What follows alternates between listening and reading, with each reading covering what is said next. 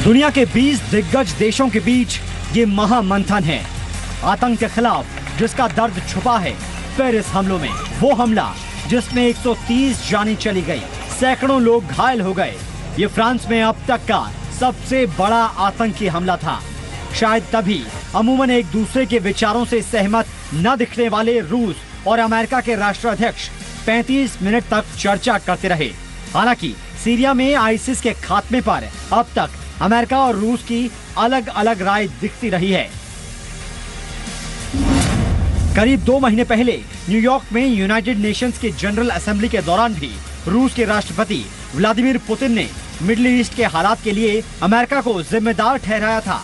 इसके बाद सितंबर के अंत से ही सीरिया में रूस की ओर से हवाई हमले जारी हैं, जबकि अमेरिका चाह रहा है कि पहले सीरिया की बशर अल असद सरकार सत्ता छोड़े, उसके बाद वो वहां आईसिस के खिलाफ जमीनी जंग की शुरुआत करेगा। लेकिन इन सब के बीच असल मुद्दा उठाया है पीएम मोदी ने। ये हमला फ्रांस पर नहीं है, ये हमला मानवता पर है, मानवतावादी विचारों पर है। वे अब समय न बिताएं कि जल्द से जल्द यूएन टेररिज्म के डेफिनेशन करे। प्रस्ताव उनके सामने पड़ा हुआ है। The killing of innocent people based on a twisted ideology is an attack not just on France, not just on Turkey, but it's an attack on the civilized world. The attack in Paris was an attack on all humanity. We are in a common cause and we have a single common purpose: to defend our values and our way of life and to defeat these terrorists. अब सवाल उठता है कि क्या Paris में हुए कत्लेआम के बाद आतंकवाद के खिलाफ कोई बड़ी कार्रवाई दिखेगी, क्योंकि पश्चिमी देशों में होने वाले आतंकी हमले के बाद ही ऐसी गंभीरता दिखती है, जबकि भारत लंबे समय से आतंकवाद का शिकार रहा है। लेकिन 26/11 के गुनहगार अब भी पाकिस्तान में खुलेआम घूम रहे हैं। इसी मुद्दे पर सबसे बड़े एनालिसिस के लिए सीधे चलते हैं अमीश देवगुन के पास जी बिजनेस स्टूडियो में।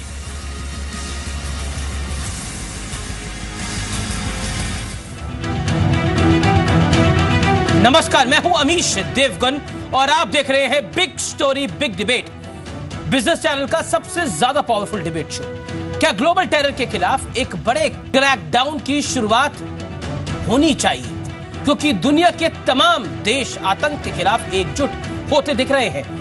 यहां तक कि 2 अलग अलग पोल्स कहे जाने वाले रशिया और यूनाइटेड स्टेट्स यानी अमेरिका भी साथ साथ आने की बात कर रहे हैं। लेकिन सवाल यह भी है कि वाकई ऐसा मुमकिन होगा, क्योंकि मिडिल ईस्ट से लेकर यूक्रेन तक रशिया और यूनाइटेड स्टेट्स लगातार एक दूसरे का विरोध करते रहे हैं। सवाल यह भी है कि क्या जिस बात को भारत लगातार कहता रहा है, अब वेस्ट भी उसे मानेगा, क्योंकि अब तक पाकिस्तान स्पॉन्सर टेरर पर भारत को पश्चिमी देशों का मजबूत समर्थन नहीं मिला है। इसी मुद्दे पर आज यही हमारी big story big debate, global terror alert, क्योंकि ये इकोनॉमिक अलर्ट से ज्यादा बड़ा अलर्ट है। क्योंकि जिस स्थिति में हम इस समय खड़े हैं, चाहे कोई भी अर्थव्यवस्था हो, वो चकनाचूर हो सकती है अगर स्थितियां ऐसी बनी। That is why big story tonight on global terror alert. और मेरे साथ एक ग्रैंड पैनल है इस पे डिबेट करने के लिए। मेरे साथ अनिल बालूनी, भारतीय जनता पार्टी के प्रवक्ता, जयवीर शेरगिल, कांग्रेस पार्टी के नुमाइंदे, आर.के. मल्होत्रा, सिक्योरिटी और डिफेंस एक्सपर्ट, एस.डी. मुनी, फॉर्मर डिप्लोमेट, मेरे साथ इस डिबेट में लाइव और एक्सक्लूसिव जुड़ रहे हैं। कमर आगा मेरे साथ इस डिबेट में लाइव जुड़ेंगे, सीनियर जर्नलिस्ट। तो एक बड़ा पैनल है, लेकिन शुरुआत सवालों से करेंगे। आज की डिबेट की शुरुआत हम सवालों से करेंगे और जो पहला सवाल है वो है, क्या यूएस और रशिया आईएस के खिलाफ एकजुट होंगे? जो बेहद जरूरी सवाल है इस समय।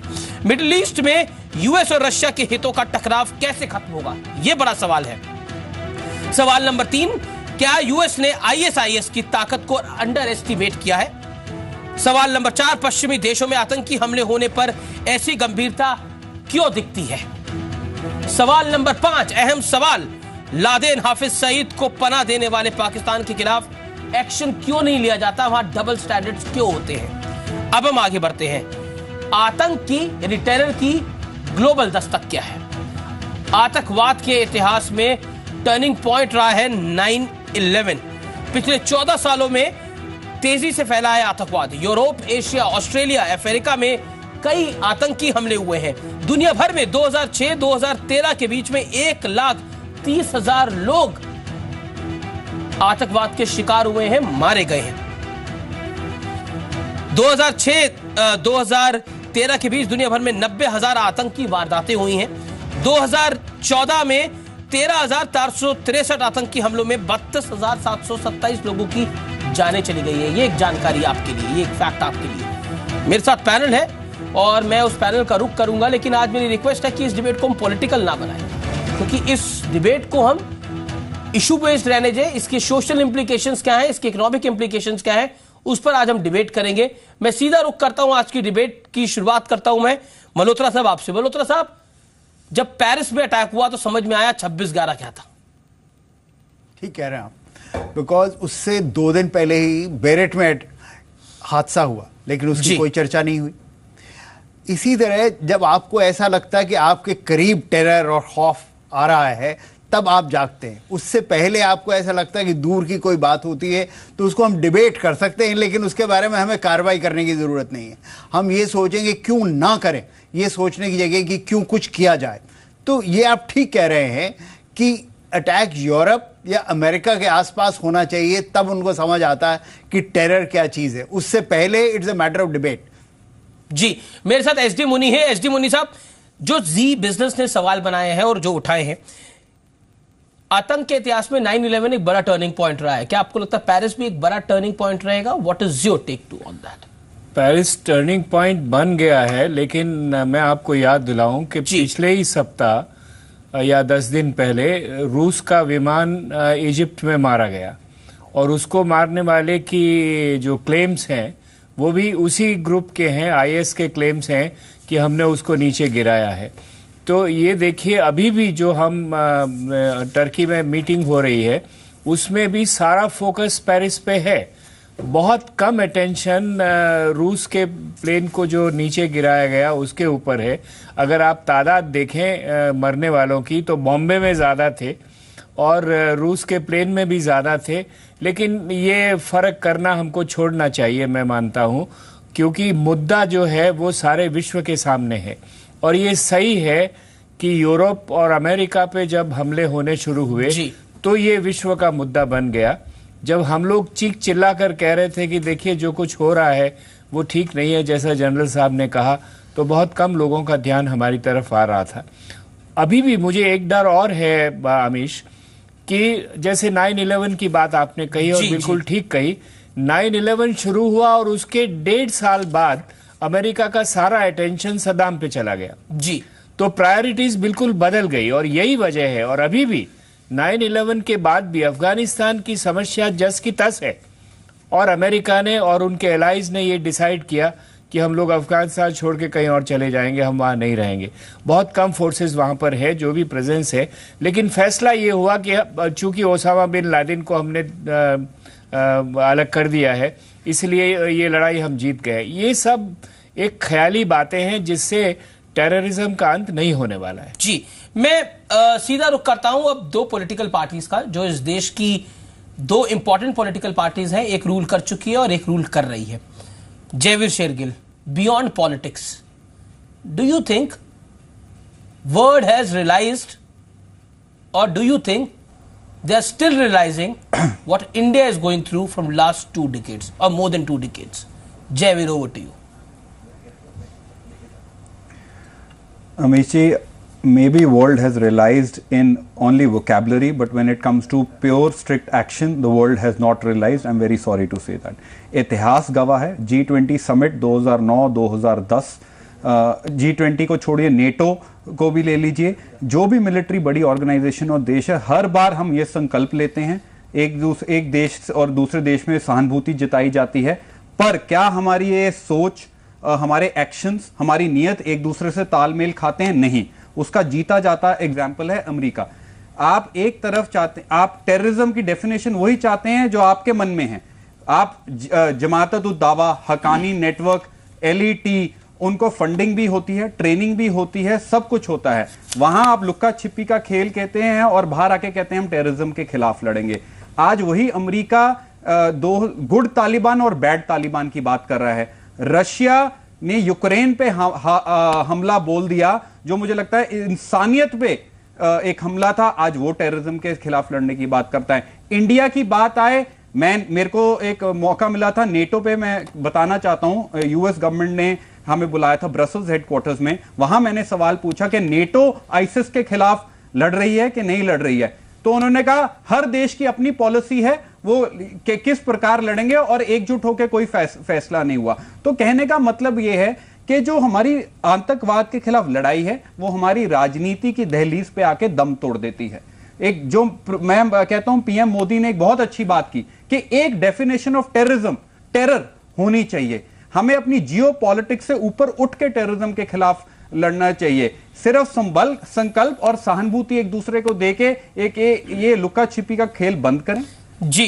नहीं तो मानवता खत्म हो जाएगी और ये देश वो नहीं रहेगा जिसमें आज हम सांस ले रहे हैं। जो प्राइम मिनिस्टर नरेंद्र मोदी ने कहा G20 की मीटिंग में आतंकवाद के खिलाफ, क्या आपको लगता है टेररिज्म की डेफिनेशन तय हो जानी चाहिए? What is your take Jaiveer on that? You agree with prime minister Narendra Modi? Yes, 100%. Word by word, I agree with him. And I read his statement in detail. It was bang on. But most important, Amish ji, it is imperative that we translate our words into action at the world stage.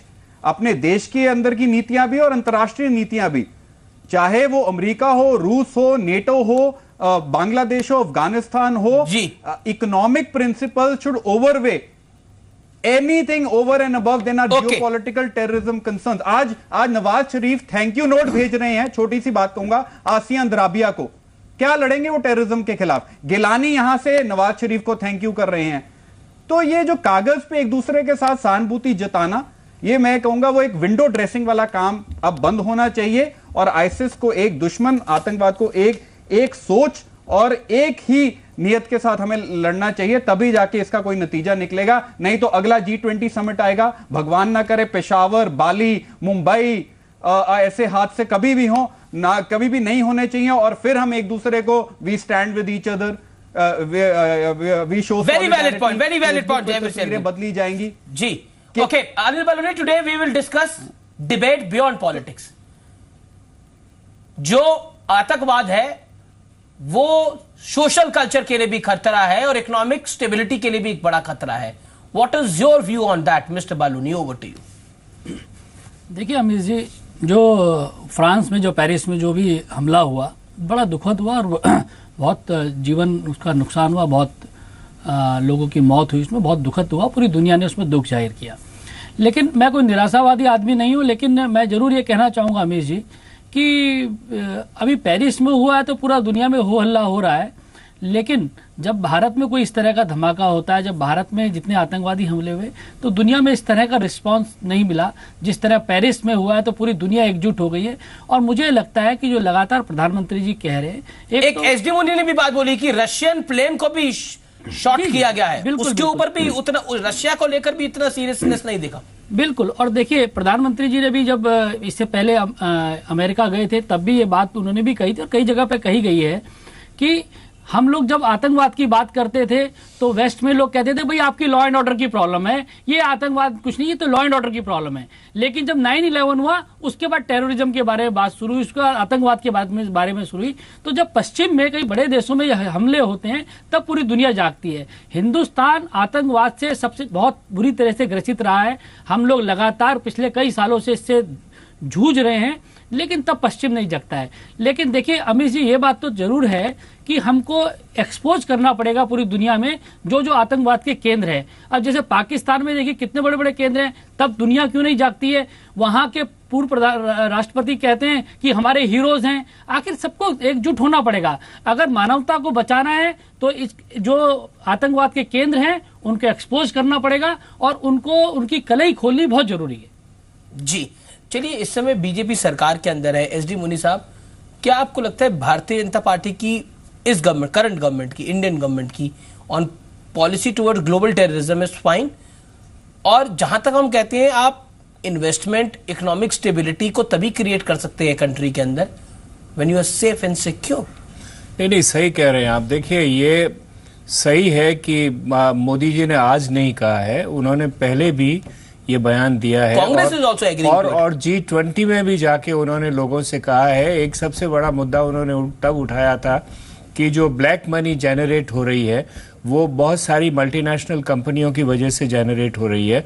वो लोग काम कहीं करते हैं, tax कहीं देते हैं, बचाते हैं और उस पैसे का कुछ हिस्सा टेररिज्म को जाता है। हम लोग बात कर रहे थे what are your findings about that? नहीं, वो सही बात है कि उसमें से कुछ पैसा डाइवर्ट होता है। ड्रग ट्रेड है, इंटरनेशनल ड्रग ट्रेड है, उसका कितना सारा पैसा उधर डाइवर्ट होता है। ऑयल का ट्रेड हो रहा है जो आज सीरिया में भी और इराक में भी जिस ढंग से हो रहा है। अब कल अमेरिकनों ने ऑयल ट्रक्स पे, टैंकर्स पे उन्होंने अटैक किया है। तो इकोनॉमिक्स को टेररिज्म से अलग नहीं कर सकते हैं, वो इसके साथ जुड़ा हुआ है उसके बिना। और इसीलिए इस बार भी पेरिस में भी और टर्की में भी मोदी जी ने ये सवाल उठाया है कि जो फंडिंग है, और ये सवाल नया नहीं उठाया। देखिए, यूनाइटेड नेशंस का रिजोल्यूशन है, उस रिजोल्यूशन में साफ है कि फंडिंग और स्पॉन्सरर्स को रोका जाना चाहिए। ये रिजोल्यूशन आज का नहीं है, 4 साल 5 साल पहले का है। आप देखिए, टेररिज्म को लेकिन लेकर कुछ हुआ नहीं है। टेररिज्म को लेकर I am very sorry to say unity की बात होती है, लेकिन वो यूनिटी है कहां पर? नहीं, वो टूट जाती है। नहीं, वो होती नहीं है। पॉलिटिक्स से और इकोनॉमिक्स से टूट जाती है। वही बात है। आप देखिए रशिया का सीरिया पे जो टेक है, वही पॉलिटिक्स और इकोनॉमिक्स से टूट जाती है वो। और फ्रांस का सीरिया पे जो टेक है, तो how that collaboration can be done? That is the point. वो इकोनॉमिक ग्राउंड्स के ऊपर, पॉलिटिकल ग्राउंड्स के ऊपर ब्रेक हो जाती है, और ब्रेक होती है फिर इंसानियत। We can very easily make a statement, I can read a statement 10 times. मैं इस स्टेटमेंट को 10 बारी पढ़ सकता हूं कि we are united on terrorism, we are united on terrorism, but what after that? उसके बाद क्या जनाब? We are united on terrorism rhetorically. Okay, that is the point mister S D Muni, that is the point. यही सवाल है, और यही सवाल मैं पूछना चाहता हूं कि क्या सिर्फ we all know terrorism is bad. हमें सब पता है कि गलत काम करने का नतीजा गलत होता है, लेकिन गलत काम तो फिर भी होते हैं। That is the point. It is only a statement और it is beyond that. That is my question. R K Malhotra, can we say this thing? It is only a statement, or beyond that? What is your point of view, Mr. Malhotra? Go ahead. See, there is no doubt that rhetoric है ज़्यादा, because आपकी खुद focus is what suits me today. That's the focus. America has always been looking at a policy of strategic balance. So therefore it says, as long as the strategic balance remains the same and India does not become stronger than what they want India to become strong, it is all right. But the moment they feel that India is going to upset what their conception of strategic balance is, they will stop bothering about India. They will start helping Pakistan. But you see, as far as terrorism is concerned, besides rhetoric, there needs to be a structure. Because terrorism है क्या? एक नाम जरूर है, definition उसकी भी fairly clear है, लेकिन terrorism, how does it right? Terrorism का कोई अलग से नेटवर्क नहीं होता। Criminal network, it's on criminal network that terrorism actually goes. आज आप पेरिस में देखें, वो इन्वेस्टिगेशन क्या कर रहे हैं? इन्वेस्टिगेशन, क्राइम की इन्वेस्टिगेशन कर रहे हैं, जिससे वो टेरर पे पहुंच रहे हैं। हमारे गन रनिंग, ड्रग्स, जैसे प्रोफेसर साहब बोल रहे थे, fake currency, all this is a network on which terrorism runs. Okay, पर हमारा खुद का स्ट्रक्चर देखें, आपके लिए ड्रग्स की एक अलग ऑर्गेनाइजेशन है, for fake currency there is another organisation. We ourselves haven't got our act together. आप मुझे बताइए, भारत में जब J&K के अंदर ISIS के झंडे दिखाए जाते, we take no action. Paris में, even after the attack, they sung the national anthem. हाँ, some of them in our own country we are defending this kind of a thing. That is a part of independent view. Unless we get our united view within our country itself. Do you think Congress and BJP is divided on that? Not only the politics of this country is divided. Not okay, only that's the point. That's the point. Interim government बनेगी, फिर उसके बाद ये है कि 1.5-2 साल के बाद इलेक्शन होगा, नया कॉन्स्टिट्यूशन बनेगा, ग्रेजुअल चेंज होगा। उससे ये होगा सीरियन आर्मी, जो कि एक सेकुलर आर्मी है, इनसे लड़ रही है। अगर बशर अल असद हटते हैं तो सीरियन आर्मी भी कोलैप्स हो जाएगी। तो कल ओबामा और पुतिन में एग्रीमेंट हुआ है। जी, यही मैंने कहा। It should be a Syrian led transition. उसी वही मैं बात कर रहा हूँ कि 1.5 साल या 2 साल लगेगा, तो वो एक मैं समझता हूँ कि ग्रेजुअल चेंज होगा। इसका जेनेसिस देखिए, शुरू कहाँ से होता है। सदाम हुसैन को उठाया आपने, ISIS की तकरीबन शुरुआत की, नजीबुल्लाह की स्टेबल गवर्नमेंट अफगानिस्तान में, आपने रशिया के खिलाफ एक टेररिस्ट नेटवर्क शुरू किया जिसके हिसाब से आपने रशिया को उधर हटाने के लिए एक टेररिज्म की बुनियाद रखी। जहां भी देखेंगे आपने शुरुआत खुद की और आज उसका खमियाजा खुद भुगत रहे। पाकिस्तान में उनको मालूम है क्या हो रहा है, लेकिन उसकी तरफ बिल्कुल आंख बंद करके बैठे हुए हैं। हालांकि उनका जो बेसिक क्रिमिनल है जिसने शुरू किया अलकायदा का, वो उधर पकड़ा गया, लेकिन वी आर नॉट डिबेटिंग। मुनी साहब, हमारी कंडीशन ये है, हमें पता है दाऊद यहां पर हमें कितना नुकसान पहुंचा के गया है, और अभी तक हम दाऊद को वापस नहीं लेके आ पाए हैं। हमारी कंडीशन तो ये है। नहीं, हम if I am using harsh words, हमारी सिचुएशन सबसे ज्यादा पैथेटिक है। अगर फ्रांस पे अटैक हुआ तो नेक्स्ट डे सीरिया पे भी अटैक हुआ, उसके टेरर कैंप्स पे भी अटैक हुआ, लेकिन हम दाऊद को पकड़ के लाने में हम जद्दोजहद कर रहे हैं, और पिछले कितने सालों से कर रहे हैं, उसकी कैलकुलेशन भी गलत हो सकती है। अरे भाई अमीश, हमने हमारे पार्लियामेंट पे अटैक हुआ जी, हम आर पार की लड़ाई करने वाले थे और आ गए, पार गए ही नहीं। देखिए ये प्रॉब्लम है। एक तो जैसा जनरल साहब ने कहा कि जो स्ट्रक्चर्स हैं, हमारे सिस्टम्स है, आपका NIA अब बना है, नेशनल इंटेलिजेंस एजेंसी, उसके बाद भी स्टेट्स की इंटेलिजेंस एजेंसीज को कोऑर्डिनेट करने में अभी भी प्रॉब्लम्स है। तो आपके सिस्टम ही पहले तो effective. Where are the loopholes? Last 15 years. Last 15 years. No, if I'll go to last 10 years, then it will come on Congress. Last 15 years. They are loopholes at the political level, at the administrative. What at the political level? No, at the political level, that as you said very rightly, we don't have the political will to take the bull by horn. छोटा राजन को भी अब हमने पकड़ा है, अब छोटा राजन भी अब वापस आया है। एक वो पॉजिटिव स्टेप हुआ है, which is a very small light. Okay mister Baluni, क्या आपको लगता है हम तो दाऊद को पकड़ने में इतनी जद्दोजहद लगा रहे हैं? Can we fight terrorism? That is my question as a citizen of India. That is my basic question sir. Mister Baluni. देखिए अमीश जी, एक सबसे महत्वपूर्ण बात आपने अब शुरू की है। अभी हम लोग पूरे विश्व में टेररिज्म की बात कर रहे हैं और बात कर रहे हैं कि पूरा दुनिया क्या खड़ा हो पाएगी, क्या पूरी दुनिया एकजुट हो पाएगी। अमीश जी, फिर अगर मैं चर्चा शुरू करूंगा, निश्चित तौर पे आप कहोगे कि राजनीतिक बात शुरू कर रहे हैं, लेकिन आप देखिए कि क्या हमारे देश में, आप पूरे विश्व की बात तो कीजिए, लेकिन क्या हमारे देश के अंदर हम एकजुट हैं क्या आतंकवाद के खिलाफ? क्या हम आतंकवाद के खिलाफ सारे एक सुर में बोल पाते हैं क्या जब याकूब मेमन को फांसी चढ़ाई जाती है तो क्यों अलग अलग स्वर निकलते हैं? क्यों नहीं हम सब लोग एक साथ मजबूती के साथ खड़े होते हैं? आपने दाऊद वाला सवाल किया, उसका भी मैं जवाब दूंगा, लेकिन हम लोग अब हिंदुस्तान के अंदर ही हम लोग एकजुट नहीं हो पा रहे हैं। Mister Azam Khan said on Paris attacks, उन्होंने बोला कि एक्शन का रिएक्शन है ये। जी नहीं, वही मैं कह रहा हूं कि हम जब हमारे देश के अंदर हम एकजुट नहीं हैं आतंकवाद के खिलाफ, तो पूरे विश्व की कहां बात करते रहते हैं। मैंने याकूब मेमन का आपको उदाहरण दिया, मैं हेमंत करकरे का आपको उदाहरण देने वाला। बहुत सारे ऐसे उदाहरण हैं कि जब हमने जिस तरीके की बातें की, बाटला हाउस यहां पर है, तो निश्चित तौर पर हमको पहले खुद एकजुट होना पड़ेगा। और जहां तक अमीश जी मैं सरकार की बात कर रहा हूं, हमारी सरकार, देखिए मैं निश्चित तौर पर मैं बहुत चीजों का जानकार नहीं हूं, लेकिन जितना मेरे को जानकारी है कि हम लोग टेररिज्म पर हम बिल्कुल जीरो टॉलरेंस हम लोग रखते हैं। और sir zero tolerance is a rhetoric, zero tolerance जो है वो बोलने के लिए। अमीश जी सुनिए, mister Baluni, I respect you a lot as a spokesperson of the Bharatiya Janata party, but ये रेटोरिक है, और ये मानते हैं कि इस सरकार ने छोटा राजन को लाने में एक काम किया है, लेकिन ये रेटोरिक है, zero tolerance on terrorism. Parliament attack आपकी रिजीम में हुआ था, Atal Bihari Vajpayee was the prime minister at that point of time. Kabul. देखिए मैं Amish ji, I am not going to Kandahar, मैं बोल सकता हूं। Mister Baluni go ahead.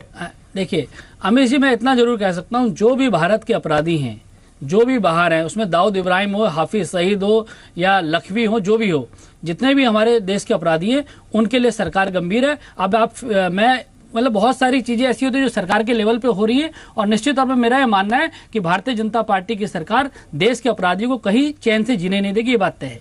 जी मैं सीधा रुख करता हूं जयवीर शेरगिल का। शेरगिल साहब, मणिशंकर अय्यर ने एक बात बोली जो कि बात आपको सही लगती है, आपके कांग्रेस के मेंबर ऑफ पार्लियामेंट है वो राज्यसभा में, उन्होंने बोला कि जो कुछ पेरिस में हो रहा है जो कुछ यूरोप में हो रहा है, कहीं ना कहीं फोबिया हो गया है एंटी इस्लामिक।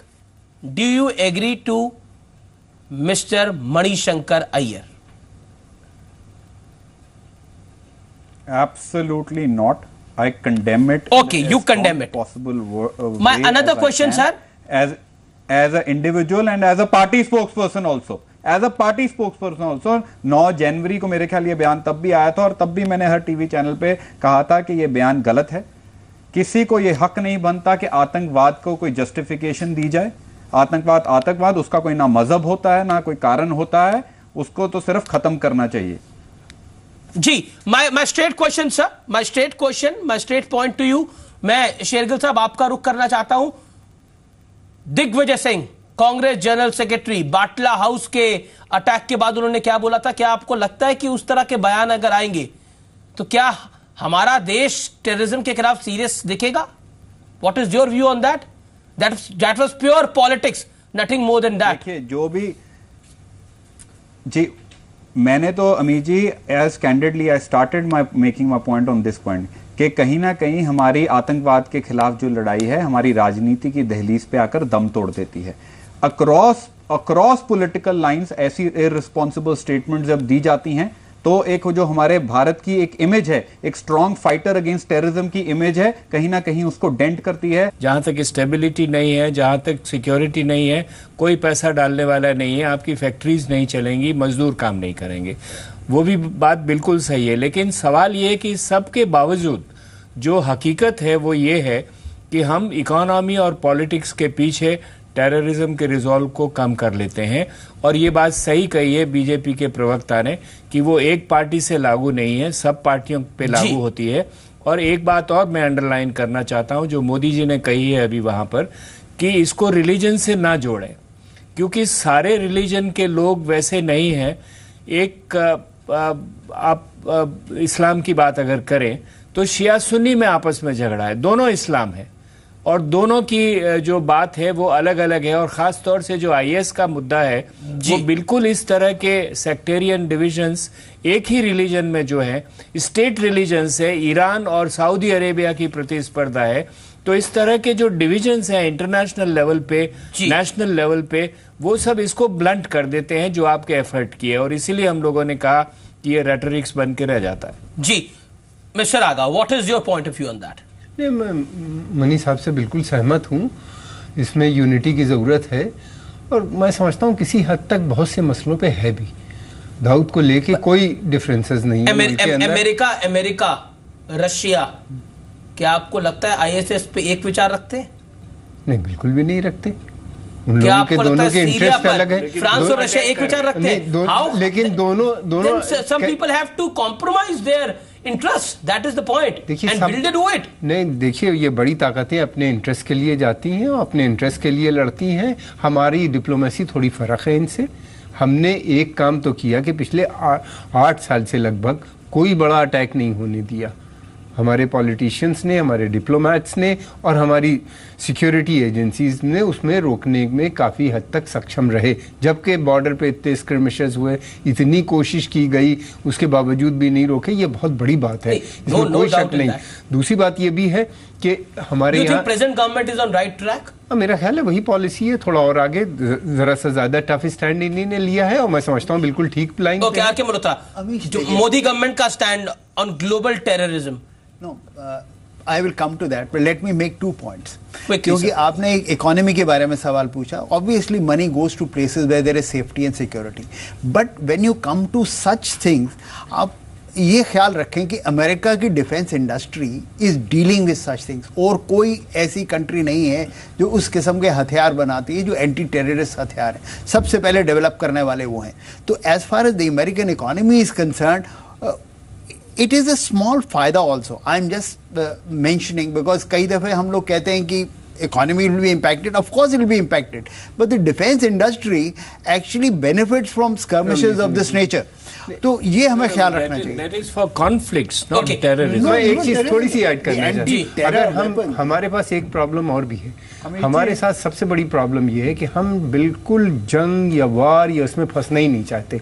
अगर फंस जाएंगे, जो 6.5 और 7 और 8.5 के जो हमारी इकोनॉमिक ग्रोथ है, जिसका हमारा लक्ष्य है, वो पूरा नहीं कर पाएंगे. ये समस्या मोदी जी के भी सामने है, उसकी वजह से उनका भी क्रिटिसिज्म हो रहा है. इससे पहले भी ये लगातार चली आई थी कि हम फोकस जो हमारा डेवलपमेंट होना चाहिए उससे शिफ्ट नहीं होना चाहिए. हमारा आतंकवाद से के साथ साथ हमारा ये भी है कि किस तरीके से यूनाइटेड नेशन सिक्योरिटी काउंसिल की मेंबरशिप ले ली जाए, किस तरीके से यूनाइटेड नेशंस के अंदर सेमिनार करा के उनके जो इंटरनेशनल कॉन्फ्रेंस जो नहीं है कर पा रहे हैं बहुत दिनों से, वो करा ली जाए. साथ में ये है कि आतंकवाद की डेफिनेशन अभी तक नहीं बनी है, वो लिया जाए. तो बहुत लेवल पे हमको लड़ना पड़ रहा है. और एक बड़ा फ्रंट भी हमने बना लिया है. अफ्रीका से भी हमारे जो मित्रता हुई है, 50 देश यहाँ पे आए, 55, और एक नई चीज़ शुरू हुई.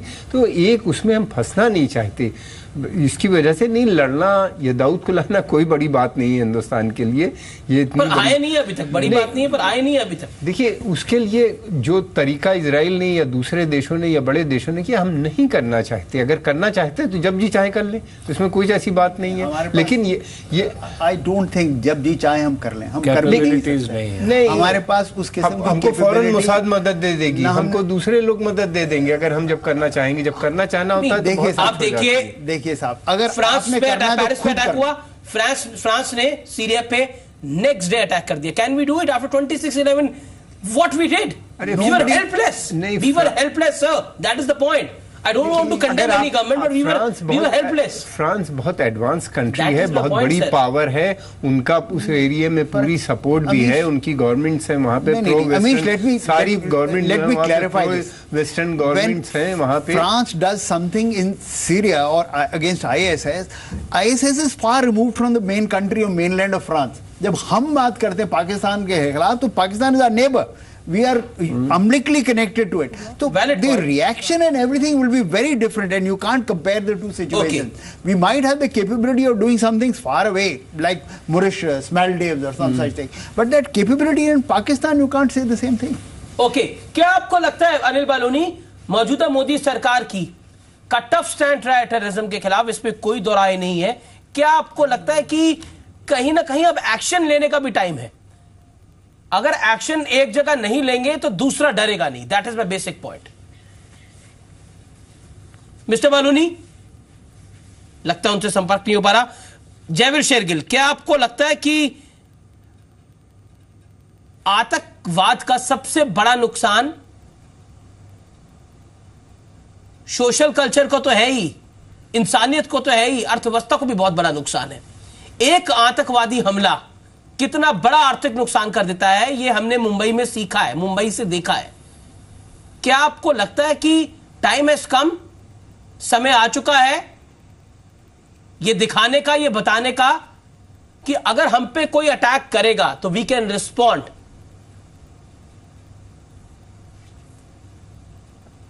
देखिए, बिल्कुल समय आ चुका है, और मेरे ख्याल आईएसआईएस को सबसे ज्यादा समय दिखाने का समय आ चुका है. पाकिस्तान और हमारी जो नोकझोंक पाकिस्तान से चलती है, उससे ज्यादा आईएसआईएस एज अ फोर्स को, कि इंडिया बिल्कुल आईएसआईएस फोर्सेस को हमारे मुल्क के अंदर नहीं आने देगा.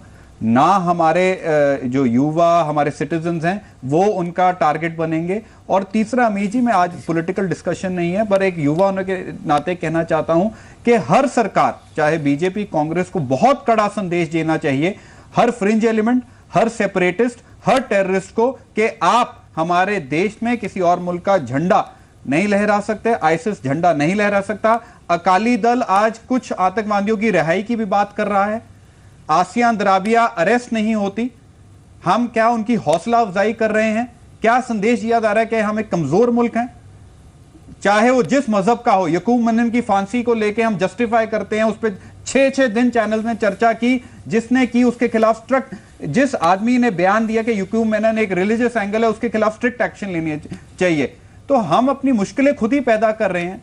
तो मुझे लगता है एकजुट होकर लड़ाई लड़नी चाहिए. आईएसआईएस हमारा एक एनिमी है, अपनी अंदर की लड़ाइयां खत्म करनी चाहिए. मजहब को से ऊपर उठ के हमें ये जंग लड़नी पड़ेगी, नहीं तो आगे सफर बहुत मुश्किल है। ओके, मिस्टर बालूनी, क्या आपको लगता है कि टेररिज्म के खिलाफ अब एक्शन आपको भी दिखाना होगा? हालांकि टफ स्टैंड रहा है मोदी गवर्नमेंट का टेररिज्म के ऊपर, जब तक आप एक्शन नहीं करके दिखाएंगे तो दूसरा डरेगा नहीं। अमित जी, एक तो मेरा ऑडियो चला गया था, बहुत देर से मैं सुन नहीं पाया हूँ क्या क्या डिबेट हुआ, बहुत जो चर्चा हुई वो सुन नहीं पाया हूँ।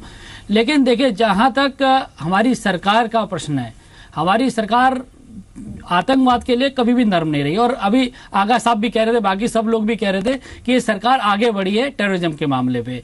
और जहां तक शेरगिल जी, आज बड़ी अच्छी बातें की है शेरगिल जी ने, मैं जरूर ये कहता हूं कि स्वागत योग्य जिस तरह की वो बात कर रहे हैं। लेकिन वाकई देश के अंदर जितने भी लोग हैं, जितने राजनीतिक दल हैं, जितने भी अन्य चीजें हैं, सारे के सारे मिलके आतंकवाद के खिलाफ अगर सख्ती से खड़े होंगे, कोई इस तरह की बात जिस तरह से पीछे हुई है उस तरह से नहीं होगी, तो हम लोग तैयार हैं। सरकार मजबूती के साथ टेररिज्म के लिए, आतंकवाद के लिए, ये निश्चित तौर में मैं देश के आपके दर्शकों को और देश के लोगों को बता सकता हूं कि ये सरकार, मोदी जी की सरकार, टेररिज्म पे बिल्कुल झुकने वाली नहीं है। आतंकवाद को बर्दाश्त करेगी नहीं किसी कीमत पे। जी, मैं सीधा रुख करता हूं मुनी साहब का, कमर आगा का। एसडी मुनी साहब, क्या आपको लगता है इनटॉलरेंस क्या होता है? कोट एंड कोट इनटॉलरेंस क्या होता है? वो हमने पेरिस को देख के पता लग गया। हमारा इनटॉलरेंस को लेके बहुत डिबेट चल रही थी। इनटॉलरेंस है देश के अंदर, इनटॉलरेंस है, इसीलिए लोग अवार्ड वापसी कर रहे हैं। Do you think this is intolerance?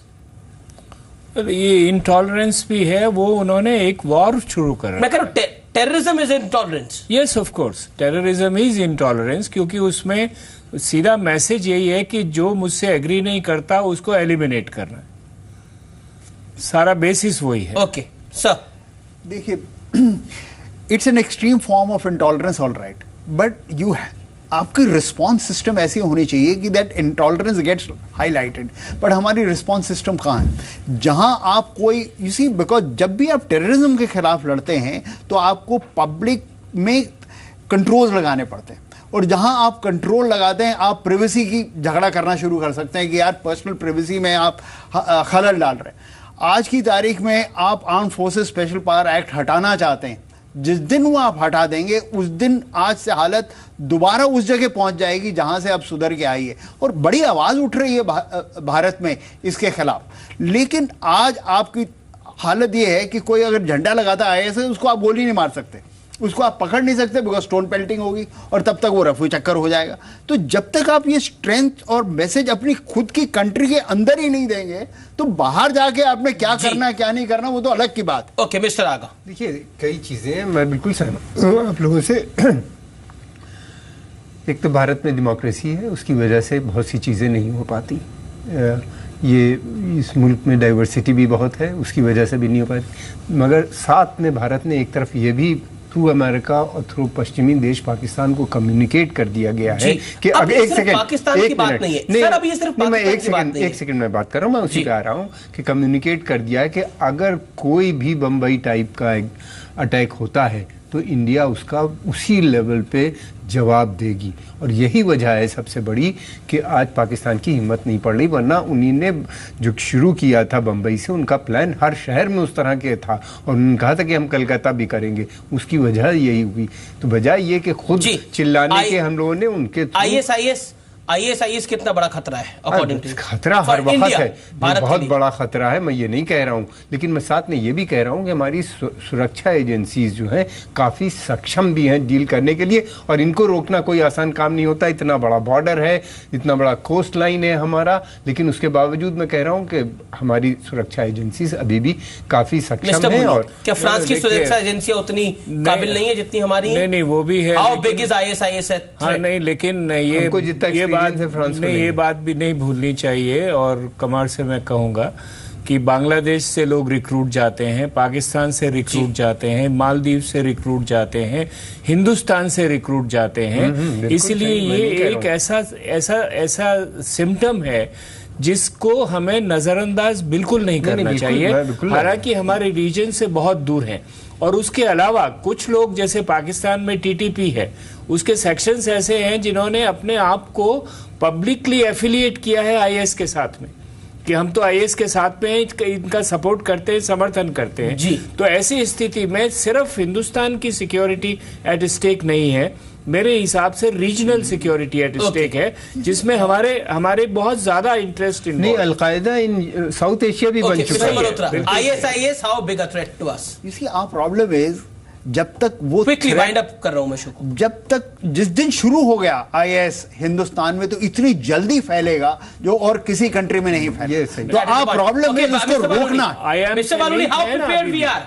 Mister Baluni, जो आरके मल्होत्रा ने बात बोली, अगर ISIS भारत में फैला तो ज्यादा तेजी से फैलेगा, what are the preparations? You are the spokesperson of the ruling party sir. देखिए अमित जी, पहले तो मैं ये मानता हूं कि जो हमारे देश की हालत है और जिस तरह का ताना बाना, मुझको नहीं लगता कि आईएएस की यहाँ कदम फैला पाएगा, आईएएस अपने आप को फैलाव कर पाएगा, पहली बात। दूसरी बात, देखिए सरकार के लेवल पे, देखिए सरकार विस्तार से हर चीज पे सोचती है और निश्चित तौर पे जो सरकार है ये भी हर चीज पे सोच रही है और ये इस चीज की प्रिपरेशन भी किसी ना किसी स्तर पे हो रही होगी कि अगर इस तरह की कोई हरकत हुई उसको कैसे कंट्रोल करना है, किस तरह से उसमें नियंत्रण करना है, निश्चित तौर पे सरकार के स्तर पे सोचा जाता है। जी, Jaiveer Shergill, your final comment on this debate? It is a alert for us? My final comment, absolutely alert for us. The government should ensure absolute security and maintain communal harmony so that our youth do not easily fall prey or become fodder for these extreme elements. And fight for terror should be sans religion, sans caste, and sans our political affiliations. Otherwise, we are facing a big threat. And let not our cheap political considerations overshadow our fight against terrorism. Very valid point. Thank you so much, sir. Pleasure having you both, Mr. Baluni and Jaiveer Shergill. और आज आप ज्यादा राजनीति नहीं लेके आए, इसके लिए डबल थैंक यू।